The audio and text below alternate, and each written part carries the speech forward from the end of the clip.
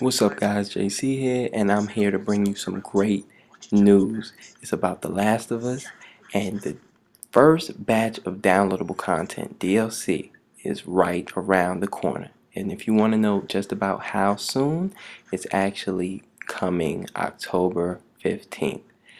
Uh, if you are familiar with The Last of Us and you're familiar with that season pass that Naughty Dog actually released, the season pass was for $19.99 and it guarantees you 2 batches of multiplayer downloadable content and 1 batch of single player downloadable content. And this one that's right around the corner, October 15th, actually gives us some of the multiplayer, and it's in the form of 4 new multiplayer maps. And to go through it, before we even get into it, actually, obviously, like I've stated, if you have the season pass, that's you already paid ahead of time $19.99, and it'll get you all the downloadable content once it comes out. So when these 4 maps come out, you can actually just download them, not for free because you already paid ahead of time, but you can just go ahead and download them, no additional charge. But if you haven't bought the season pass, then these 4 maps will retail you for $9.99, and you'll get all 4 maps. And just to break down the maps, the first map is actually the bookstore. And if you're familiar with the bookstore from the single player campaign, obviously, when it comes to multiplayer, they revamp the maps somewhat, make it a little more uh, amped towards multiplayer because they know you're going against head to head against other human beings, people that actually can think more so than the artificial intelligence. So the bookstore, being that it's 4-on-4 online, they're actually giving you the bookstore in a more tiny, close quarters, congested space. It's still the bookstore as we know it, being that it is 2 floors, but still a little smaller. So on the smaller side, there is an outdoor section to it, but supposedly no matter what, you go outside, you go downstairs, whatever, you're going to get drawn back into the bookstore somehow. So obviously, that's letting me know that the bookstore being outside of it doesn't give you much cover, and that'll probably just be like a bloody war zone if you decide to try to stay out there. So your probably best bet is to be within the bookstore, and supposedly the second floor of the bookstore is actually where most of the hiding spaces are, or places to actually plan, close quarters attacks and plant bombs and whatnot. If you're very familiarized with the second floor, because on the first floor, obviously you'll probably be a little bit more exposed to someone who is actually on the second floor, because if you remember the bookstore, the second floor actually had a banister that you can overlook and see downstairs. So that really adds a lot of verticality and a lot of strategy to it. I'm sure people will be rushing to try to get to the second floor to try to set up their own little sniper perch. Even if you're not necessarily a sniper per se, but you're still going to have that vantage point if you're on the second floor as opposed to someone on the first floor, someone that may be outside of the map. So that sounds like a really interesting one. A little claustrophobia never hurt anybody, especially in multiplayer games. It just adds up to tension, and there's nothing like some good tension in the multiplayer game, especially when it's coming down to the last few lives in supply rate. So that's going to be interesting. I'm looking forward to that one. But if we move on to map number two may be the one I'm looking forward to personally most. And map 2 is the hometown map, reverted to DLC or multiplayer. And if you've played the single player, which I'm sure you have if you're watching the video, but the hometown map in the single player is actually where the cordyceps virus all began from Joel's perspective. It's probably not the first place in the country in the game, but from the perspective of the main character, this is his first encounter with the virus. And obviously, that little town in Texas, when the virus first broke out, was all nice and lovely, like any normal American town or city. And the virus spread, and things quickly went crazy. But the biggest difference is that the hometown map does not, I repeat, does not look like it did in the single player map. Now we'll see a whole different perspective of the hometown map. And we'll see it from the perspective of having been deserted or infected for years now. So it's gonna look kind of run down, dilapidated, just messed up overall, which is an amazing sight to see because we never got to see it like that. So that's going to be something interesting to see. It's going to be basically left in shambles and ruins long after this virus spread. And now we actually get to see what that looked like, what Naughty Dog envisioned that map to look like if it was in shambles, which is pretty amazing to me. Um, but the only thing about this one is that there is no real verticality in this map, is what I'm reading and hearing.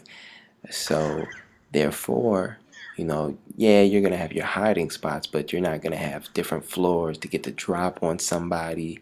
But that's okay. Not every map needs to be the same, and that's what makes that one actually kind of different. There's not as much verticality, so you're going to have to rely on skill and instinct just a little bit more, which I'm looking forward to. I really am. So that's map number 2. Map number 3, if you remember the Bus Depot map, very later on in the single player campaign, this one is actually very wide open areas, nice vistas, nice backdrops, and you can actually expect, I guess mini spoilers here if you haven't played the single player game. But here it goes. You can actually expect some wildlife in the backdrop.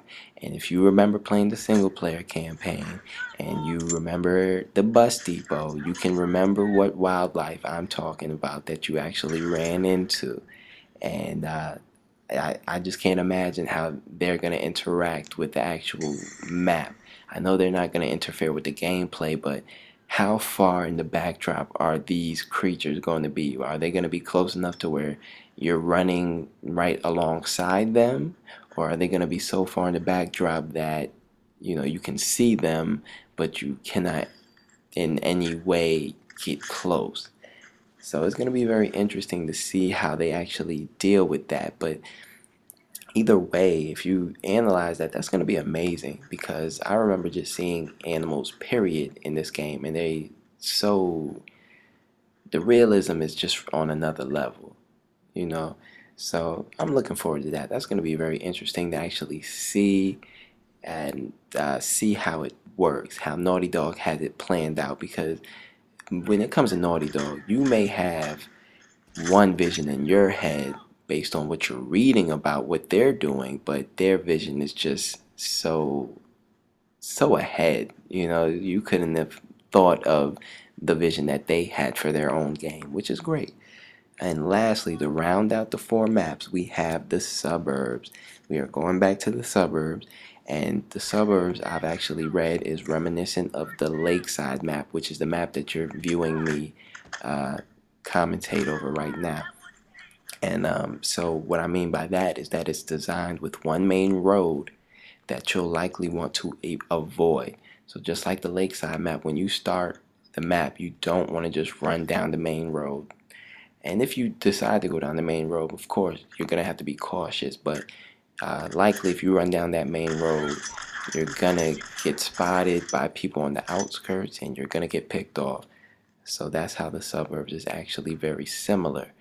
Um, it's I like Lakeside. I really like Lakeside. So to see another map that's similar to it, where you may want to avoid the main road, not as much verticality except for climbing on houses and buildings, but no true second floor outside.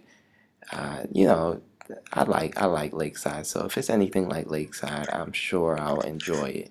And of course, the drop boxes on Lakeside are on the outskirts. So that's another incentive to stick to the outskirts and be very careful with going through the middle. But if I had to really just sit back and choose my top map, um, it'd be kind of hard, but I'd actually choose Hometown. And here's something I actually left out of Hometown. It is a nighttime map. I repeat, it is a nighttime map, which is something we don't have a lot of in The Last of Us. I believe there are two at the moment. You have Downtown, which is the least favorite map of any player of The Last of Us, or most players. It's my personal least favorite. And you also have the High School, which is a great, amazing nighttime map. So if Hometown can be anything like High School, as I've stated, there's not going to be verticality in Hometown map like there is in High School, because High School has the best, hands down, verticality out of any map that's been released for this game thus far. But if it can reach the same type of excitement or fun factor as the High School map, and it's at night, that'll be a winner on our hands. And just based off of the things that I've read and I've seen, it seems like you can't go wrong with any of these maps. Obviously, Naughty Dog has put a lot of time and effort into these maps, and they've chosen 4 great maps from 4 very great locales in the actual single player. I think out of the single player locales, the bookstore is actually one of the better ones, because I remember, and I'm not really spoiling anything, guys. I don't intend to. I hope everybody has played the game thus far, but the bookstore was actually one of the earliest sites that you find yourself in with a clear disadvantage. It was amazing. It was very amazing because you're early, still fairly early on in the game. You don't have that many weapons. You didn't get that much opportunity to upgrade your weapons yet, and you're just bombarded with a campground for other people that are obviously trying to get in your way, and it's amazing. The bookstore was one of the first really truly intense moments in the actual game for me, and I loved it. But from a multiplayer map perspective, it sounds great, but Hometown is still number one for me as far as anticipation. What the hell was I about to say? But yeah, there's that. But out of the out of the 4, it just has to be Hometown for me. It's a nighttime map. It's showing you the perspective of this place well, after, I should say, after things got bad for years.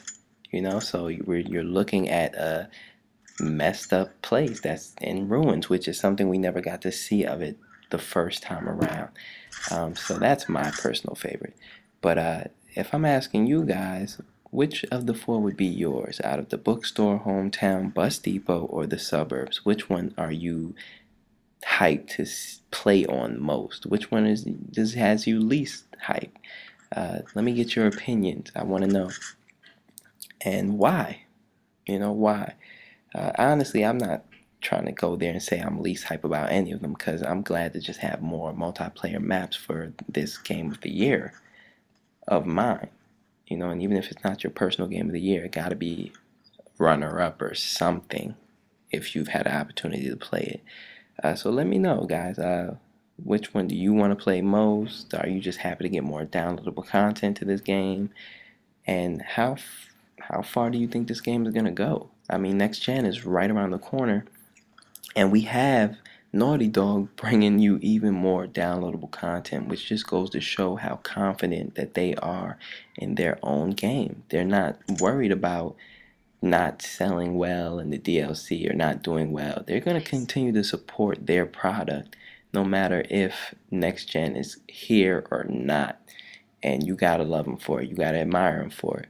And I know next gen, I got my PS4 on pre-order, but I'm still going to be playing this. So, let me know. Are you still going to support this game and continue to buy downloadable content for it? Do you think this game has run its course already? What? Just let it be known, alright? And if you enjoyed the video, guys, please don't forget to comment, like, and subscribe. I would really appreciate it. And I will continue to bring you some more videos, more gaming news, more gameplay videos, what have you. Alright? So let me know, guys. Thanks for watching. See you later.